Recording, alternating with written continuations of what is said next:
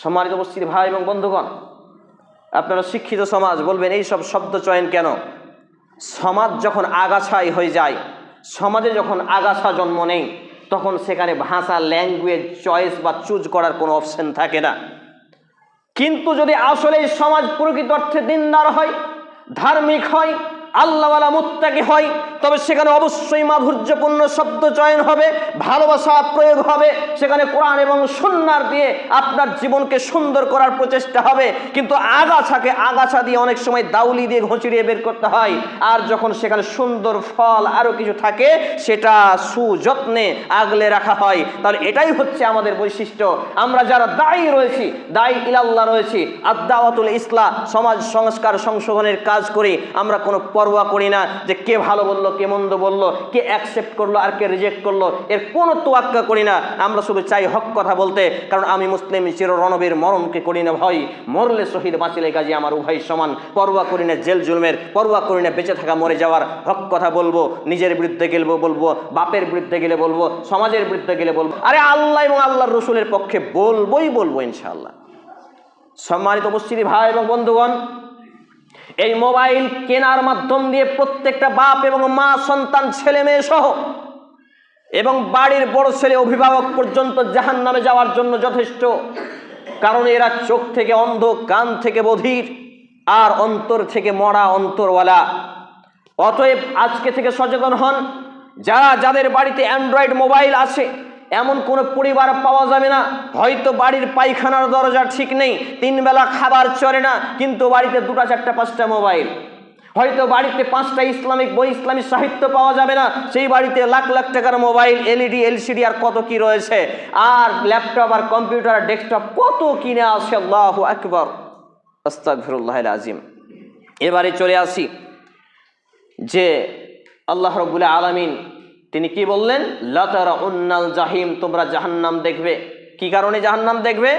সুম্মা লাতারাউন্নাহা আইনাল ইয়াকিন সুম্মা লাতুসআলুন্না ইয়াওমাইযিন আনিন নাইম।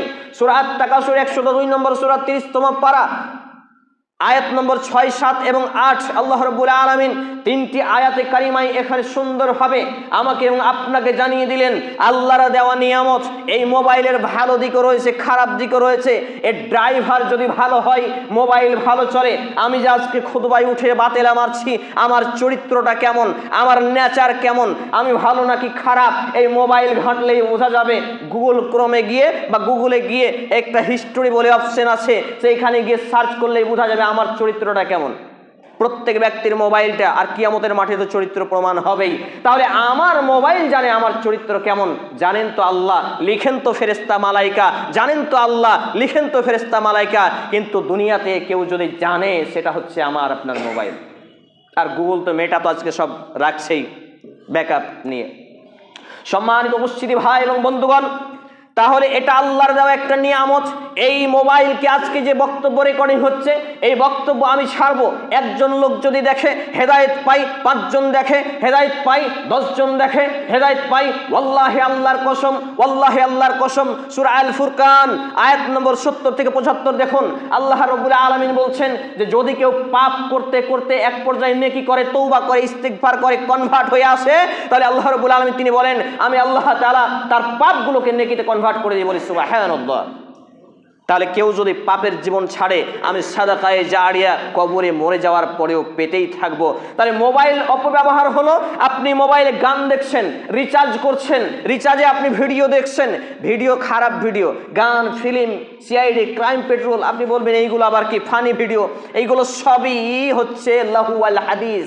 সূরা আল-লুকমানের আয়াত আল্লাহ রাব্বুল আলামিন জানিয়েছেন লাহু ওয়াল হাদিস, ওয়াসার কার্যক্রম, ক্রিয়াকলাপ যেগুলো কোনো লাভ নেই, কোনো উপকার নেই। আর আজকে বিভিন্ন ইসলামিক নামে জালসা করছে, আর এই জালসায় গিয়ে বিভিন্ন কাওলি গান গাইছে, আর এই জালসায় বিভিন্ন নাচ চলছে, আর এই জালসায় মেলা চলছে, আরো কত কি ভণ্ডামি সমাজে চলছে। আর অনেকে এইগুলো মোবাইলে রেকর্ডিং করছে, ইউটিউবে দিচ্ছে, ফেসবুকে দিচ্ছে, আর বলছে আরে ভালোই তো কিছু করলাম। অথচ আমি যে বক্তব্য দিচ্ছি, এই বক্তব্য যদি ইনকোয়ারি ছাড়া এই বক্তব্য তদন্ত করা ছাড়া যদি সোশ্যাল মিডিয়ায় আপলোড করা হয়, এটা সাদাকায়ে জারিয়া নয়, পাপের জারিয়া চালু হয়ে যায়। কারণ নবী মুহাম্মদ রাসূলুল্লাহ সাল্লাল্লাহু আলাইহি সাল্লাম বলেছেন, কোনো ব্যক্তির জন্য এতটুকুই যথেষ্ট মিথ্যুক হওয়ার জন্য, যে ব্যক্তি যা শুনলো তাই প্রচার করলো, বা যা শুনলো তাই বললো, বা যা শুনলো তাই বিশ্বাস করলো। তাহলে আপনাকে তদন্ত করতে হবে। এই জন্য আমরা ইউটিউবারকে দেখতে পারি না, আমি সঙ্গে ইউটিউবার নিয়ে বেড়াই না, তাদের ইউটিউবার আমরা বলি।